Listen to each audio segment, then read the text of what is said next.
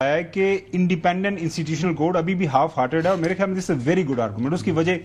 اس کی وجہ یہ ہے کہ یہ جو امینڈمنٹ ہے مجھے سمجھ آئی ہے حافظ صاحب اس کے حافظ صاحب would be bear me out کہ ہر وہ کیس جس کے اندر ریاست پارٹی ہوگی وہ کانسٹیٹیوشنل کورٹ میں ریاست یا گورنمنٹ ہوگی وہ ادھر جائے گی.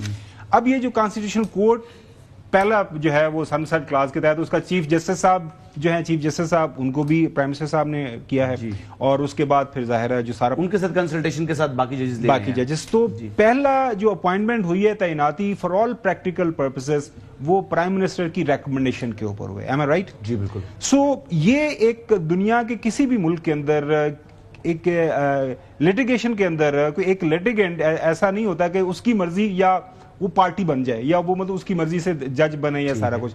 تو اس انوملی کو کس طرح ایڈریس کیا جا سکتا؟ کسی کیس میں ریاست کی بات کر رہا ہوں. پارٹی کسی کیس میں ریاست دیکھیں پارلیمنٹ نے کریٹ کیا ہے.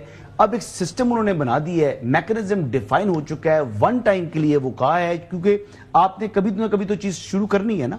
شروع کرنے کے لیے قاضی فائز صاحب بھی تو ڈائریکٹ چیف جسٹس سے اپوائنٹ ہوئے تھے. آپ کو پتا ہے بلوچستان ہائی کورٹ کے چیف جسٹس ڈائریکٹ وہ ان کی اپوائنٹمنٹ ہوئی تھی.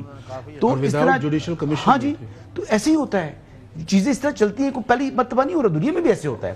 لیکن مین چیز یہ ہے جو سوال کرنا چاہ رہے کہ عام آدمی کی زندگی میں کیا بہتری آئے گی ایف سی سی سے. سب سے بڑی بات یہ ہے کہ سپریم کورٹ صرف عام آدمی کے مقدمات سنے گی جو سب سے ضروری اور اہم ہے. پولیٹیشنز کے مقدمات نہیں سنے گی. اچھا جی وہ بیسیکلی کسی کے اگر 5 مرلے کی زمین ہے, یہ ہمارے کئی لوگ بات کرتے ہیں کہ 5 مرلے کا فیصلہ کریں گے فلان جج, تو جی کرے اس 5 مرلے جس کی کل کائنات وہ 5 مرلے اس کے فیصلے کرے. 199 جس طرح فیشن جہاں پر چل چکا ہے ہر معاملے میں 199 ہر اس کو جو ہے وہ ریٹ بنا کے کوشش کرتے ہیں کہ شامل کیا جائے.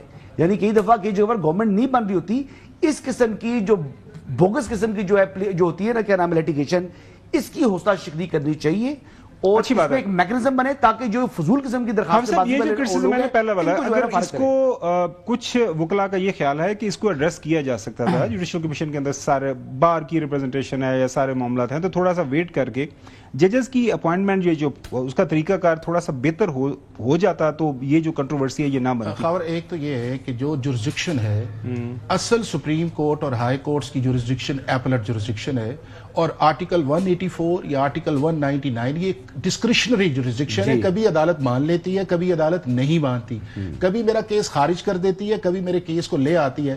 تو اگر ہمارے جج جو ہیں اس ڈسکریشنری ریلیف پہ انہوں نے فوکس کیا ہوا ہے کہ یہ ہماری جورسڈکشن ہے, تو یہ دنیا میں کسی جگہ نہیں. دوسرا یہ ہے کہ ہمارا یہ سٹینس یہ ہے کہ جی یہ ایگزیکٹو نے اپوائنٹمنٹ کی ہے, پرائم منسٹر نے کی ہے, اور اس سے یہ نہیں ہونا چاہیے تھی. اگر آپ کسی بھی جگہ دوسری جگہ چلے جائیں, کئی میکنزم انڈیا کے اندر آج بھی جو ججز ہیں وہ ایگزیکٹو لگاتی ہے, چیف جسٹس کہہ دیتا ہے, یا اس کے بعد آپ کا جو ہے وہ پریزیڈنٹ وہ لگا دیتا ہے.